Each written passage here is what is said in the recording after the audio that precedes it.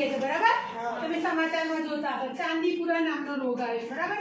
એ 0 થી 14 વર્ષના બાળકોને થાય છે. એટલે તમે પણ બધા 14 વર્ષ સુધીમાં આવી ગયા ભાઈ, નાના બાળકોને થાય છે, બરાબર? એ માટીની માખી, જેને કહીએ આપણે ગુજરાતીમાં કે ભાઈ માટીની માખી.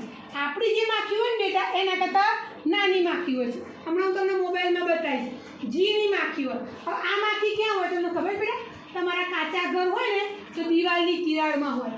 ઘણાના ઘર પાકા હોય પણ સિમેન્ટ ના કર્યો હોય, એટલે ઈંટોની વચ્ચે જે ગેપ પડે ને એ ગેપમાં માખી હોય છે. એ માખીથી પહેલાં આ રોગનો કોઈ દવા શોધાઈ નથી બેટા, કોઈ રસી શોધાઈ નથી. એટલે શું કરવાનું? આપણે સાવચેતી રાખવી, એ જ એનો ઉપાય છે ભાઈ. આમાં ઘણા બધા આપણા ગુજરાતના નાના બાળકો પણ મરી ગયા, બરાબર? મૃત્યુ દરનો 85% છે. 24 થી 48 કલાકની અંદર બાળકનું મૃત્યુ થાય છે. તમારા જેના ઘરે ટીવી મોબાઈલ ના હોય, મમ્મી પપ્પાને કહેવાનું.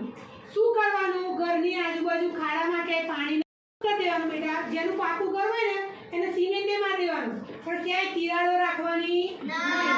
ઘરની આજુબાજુ કોઈ પણ જગ્યાએ પાણી ભરાયું હોય તો ખાડા પણ પૂરી દેવાના. અને જો બાલવાટિકા વાળાને પહેલા બીજા વાળાને અત્યારે છૂટી યુનિફોર્મ ના પહેરવો હોય તો ચાલશે, પણ આખી બાઈના કપડાં પહેરવાના, સ્લીવલેસ કપડાં પહેરવાના.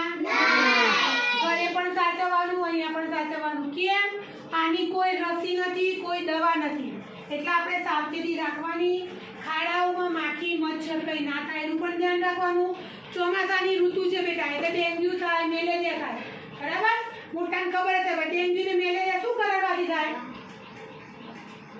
હા બોલો, મચ્છર કરવાથી થાય. એટલે મચ્છર પણ ના પડે, બરાબર?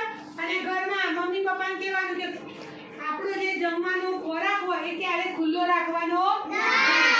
ઘણા બધાના ઘરે સંડાસનો ઉપયોગ ના કરતા હોય, બહાર જતા હોય, એ માખી ગંદકીમાં બેસે, પછી તમારા ભાતમાં અને રોટલી ઉપર બેસે, અને એ પછી ક્યાં જશે? સીધી પેટમાં. એટલે ખોરાક હંમેશા કેવો રાખવાનો?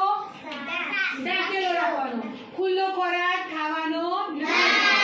ગાડીમાંથી નહીં જમવાનું, પડીકા નહીં જમવાના. સાવચેતી રાખવાની, બરાબર? એટલે બધાએ ઘરે જઈ મમ્મી પપ્પાને કહેવાનું, ખાડા પૂરી દેવાના, દિવાલ જોઈ લેવાની. કોઈ પણ તિરાડમાં નાની માખી હોય તો બરાબર એને દવા છંટકાવ કરવાનો અને તિરાડો પૂરી દેવાની. અને ચાંદીપુરા નામના વાયરસથી